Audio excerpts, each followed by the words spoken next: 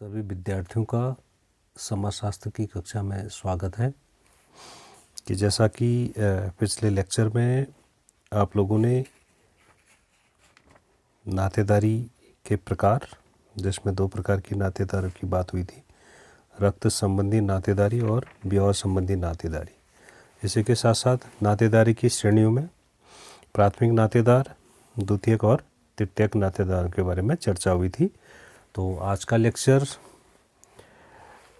नातेदारी से ही संबंधित है। नातेदारी संज्ञाएं, किनशिप टर्म्स के बारे में आज चर्चा करेंगे। तो नातेदारी की संज्ञा को मजूमदार ने परिभाषित करते हुए लिखा है कि नातेदारी संज्ञाएं वे संबोधन हैं जिनका प्रयोग विभिन्न श्रेणियों के नातेदारों को संबोधित करने के लिए किया जाता है। यह सभी प्रकार के समाजों में इस प्रकार की संज्ञाएं देखने को मिलती हैं। तो आज हम इन्हीं संज्ञाओं पर चर्चा करेंगे। वर्गीकृत नातेदारी संज्ञाएं और विशिष्ट नातेदारी संज्ञाएं, ये 2 प्रकार की संज्ञाएं होती हैं, नातेदारी की संज्ञाएं होती है। तो नातेदारी संज्ञाएं क्या हैं, इस पर हम चर्चा करते हैं। मानव शास्त्रीय अध्ययनों में इस तथ्य पर बहुत अधिक बल दिया गया है कि हम विभिन्न श्रेणी के नातेदारों को संबंधित करने के लिए किन शब्दों का प्रयोग करते हैं। ऐसे अध्ययनों के पीछे मानव शास्त्रियों का विश्वास है कि नातेदारी संबोधनों के द्वारा ही हम आदिम समाजों में पाए जाने वाली सामाजिक व्यवस्था के प्राचीन स्वरूप को समझ सकते हैं तथा इसी की सहायता से एक विशेष अवधि में अंतर्वैयक्तिक संबंधों की प्रकृति को समझा जा सकता है। अब नातेदारी संज्ञा क्या है, जैसे कि आपकी स्क्रीन में दिख रहा है, तो मजूमदार ने इसे परिभाषित करते हुए कहा है कि नातेदारी संज्ञाएं वे संबोधन हैं जिनका प्रयोग विभिन्न श्रेणियों के नातेदारों को संबोधित करने के लिए किया जाता है। अब आरंभ में तो विद्वानों का ध्यान इस ओर नहीं गया, लेकिन जो मॉर्गन का अपना अध्ययन था, जब उन्होंने अमेरिका की इराक्यूश जनजाति का अध्ययन किया तो उसमें उन्होंने नातेदारी संज्ञाओं के महत्व को स्पष्ट किया है और उनके विवेचन से मानव शास्त्रियों को उनके अपने अध्ययनों में बहुत ही उपयोगी माना जाने लगा। जो नातेदारी व्यवस्था के अंतर्गत नातेदारी संज्ञाओं के महत्व को समझने से पहले इनके विभिन्न रूपों को समझना आवश्यक है। अब मॉर्गन ने नातेदारी संज्ञाओं को 2 मुख्य भागों में विभाजित किया है, जिसमें वर्गीकृत नातेदारी संज्ञाएं तथा विशिष्ट नातेदारी संज्ञाएं। अब वर्गीकृत नातेदारी संज्ञाएं क्या हैं, इस पर बात करेंगे। नातेदारी व्यवस्था के अंतर्गत विभिन्न श्रेणियों के अनेक नातेदार ऐसे होते हैं जिन्हें हम एक ही संज्ञा अथवा समान शब्द से संबोधित करते हैं। जो हमारी नातेदारी व्यवस्था है उसके अंतर्गत जो विभिन्न प्रकार के नातेदार होते हैं उन्हें हम एक ही संज्ञा अथवा समान शब्द से संबोधित करते हैं।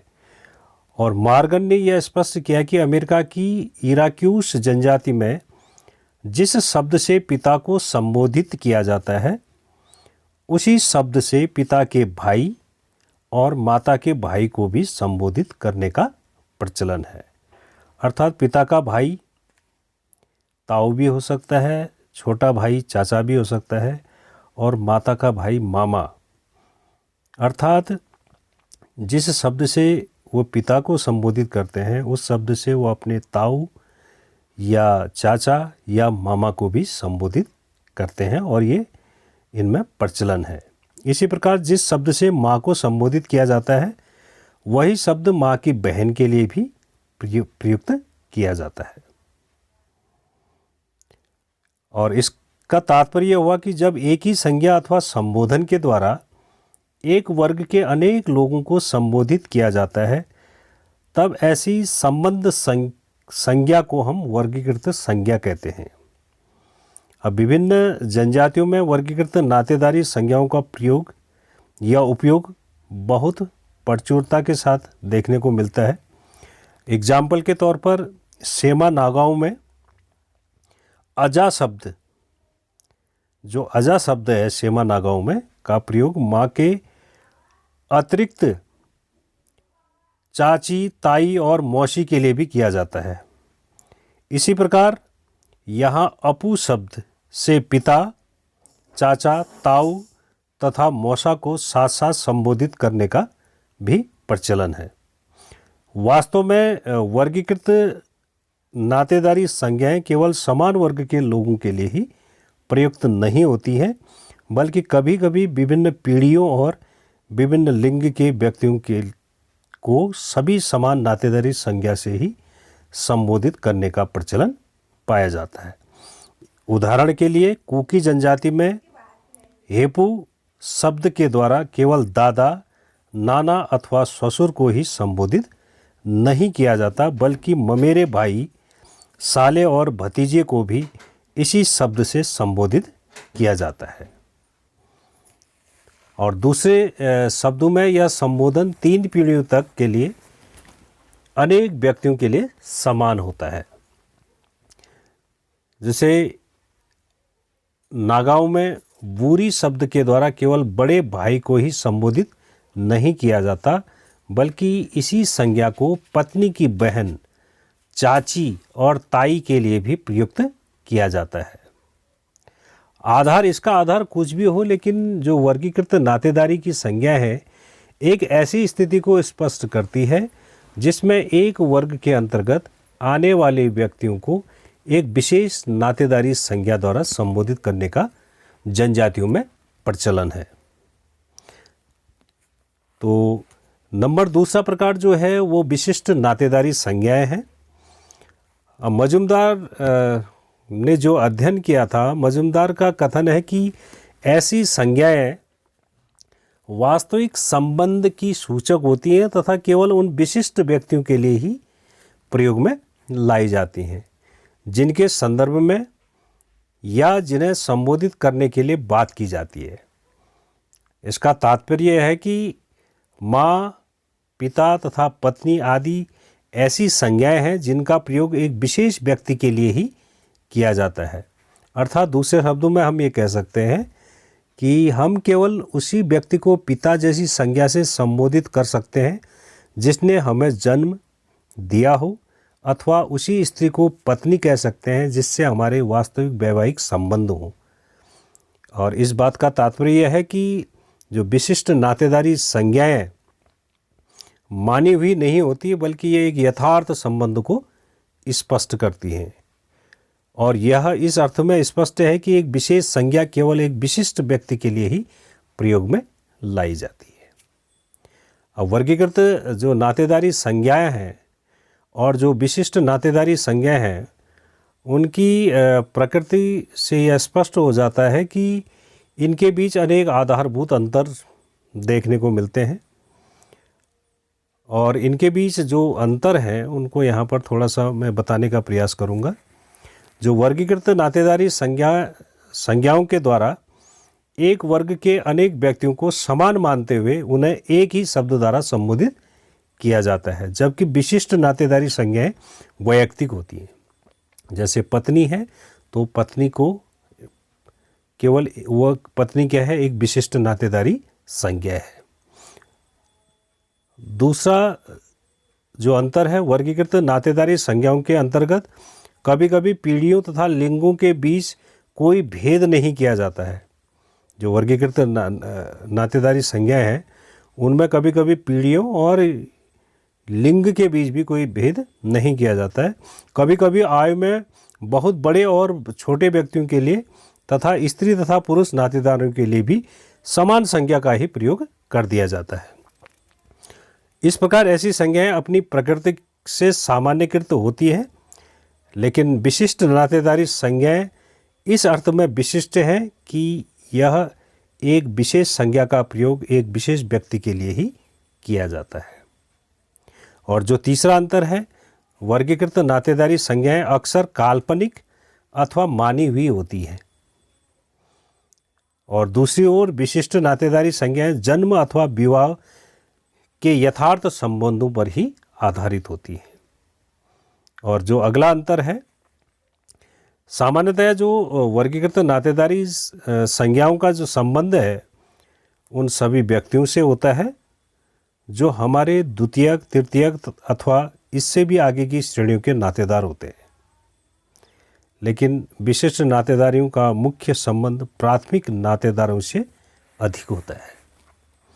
और जो इसका अंतिम अंतर है, वर्गीकृत नातेदारी संज्ञाएं सामाजिक संबंधों के विस्तार के साथ इस कारण विकसित हुई जिससे एक विशिष्ट वर्ग के लोगों के प्रति अधिक घनिष्ठता और अपनत्व को प्रदर्शित किया जा सके। इसके विपरीत जो विशिष्ट नातेदारी संज्ञाएं हैं वो समाज में उस समय से विद्यमान है जब एक व्यक्ति का संबंध केवल अपने माता पिता और भाई बहनों तक ही सीमित था। उपरोक्त जो दोनों प्रकार की नातेदारी संज्ञाओं के बारे में आपने जानकारी प्राप्त की और उनमें क्या क्या मूलभूत अंतर हैं, उससे ये स्पष्ट होता है कि नातेदारी संज्ञाएं चाहे किसी भी रूप में हो, नातेदारी व्यवस्था के अंतर्गत इनके अध्ययन का महत्व सर्वमान्य है। मार्गन ने जो नातेदारी संज्ञाओं के महत्व को स्पष्ट करते हुए यह बताया कि इनकी सहायता से समाज के विकास के स्तरों को हम सरलतापूर्वक समझ सकते हैं।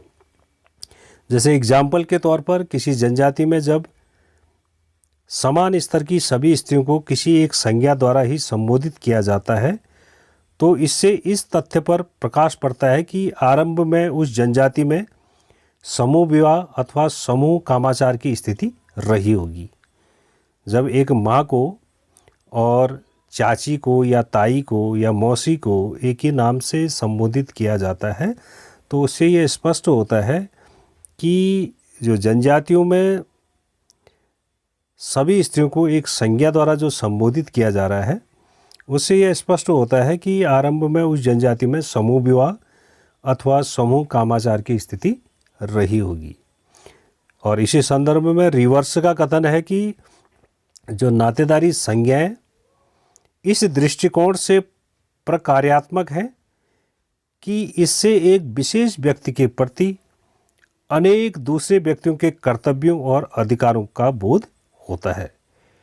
जैसे उरांव जनजाति में बुआ, मामी, मौसी और सास को एक ही संज्ञा टाची द्वारा संबोधित किया जाता है। इन सभी स्त्रियों के लिए एक ही संज्ञा का प्रयोग होना इस तथ्य को स्पष्ट करता है कि एक पुरुष इन सभी नातेदार स्त्रियों की लड़कियों से विवाह कर सकता है। और इस दृष्टिकोण से अनेक संबंध संज्ञाएं व्यक्ति के अन्य वर्गों के लोगों से स्थापित होने वाले संबंधों के क्षेत्र को स्पष्ट करने में सहायक हैं। इसी संदर्भ में अनेक विद्वानों का यह विचार है कि नातेदारी संज्ञाएं रक्त संबंध तथा विवाह संबंध से इतनी अधिक संबंधित नहीं है जितना कि कुछ व्यक्तियों को एक विशेष सम्मान और प्रतिष्ठा देने से है। इसका तात्पर्य है कि जब हम कुछ व्यक्तियों को एक विशेष संज्ञा द्वारा संबोधित करते हैं तो यह इनके प्रति सम्मान की भावना को स्पष्ट करता है। इस दृष्टिकोण से जनजाति समाजों में नातेदारी संज्ञाओं का विशेष महत्व है। इसके बाद भी क्रोवर ने यह निष्कर्ष दिया कि संबंध संज्ञाएं किसी विशेष अधिकार अथवा कर्तव्य को स्पष्ट नहीं करती और अधिक संभावना यह है कि जनजातियों की जो संस्कृति कम विकसित होने के कारण उनका शब्द भंडार इतना सीमित रहा होगा कि एक ही संज्ञा के द्वारा अनेक लोगों को संबोधित किया जाने लगा है। और क्रोवर का यह कथन आंशिक रूप से सच हो सकता है, लेकिन अंतर्वैयक्तिक संबंधों की प्रकृति को समझने के लिए नातेदारी संज्ञाओं के महत्व को पूर्णतया अस्वीकार नहीं किया जा सकता है। तो इस प्रकार से जो ये नातेदारी संज्ञाएं थी, दो प्रकार की, वर्गीकृत और विशिष्ट नातेदारी संज्ञाएं। तो आज का लेक्चर हम यहीं पर समाप्त करते हैं और नेक्स्ट लेक्चर में जैसा कि हमने पिछले दिन बताया था कि नातेदारी की रीतियां हैं, तो उन रीतियों के बारे में अगले लेक्चर में हम आपको बताएंगे। तो नातेदारी की रीतियां क्या हैं उसके बारे में थोड़ा संक्षिप्त में यहाँ पर उसकी जानकारी मैं दे दूं।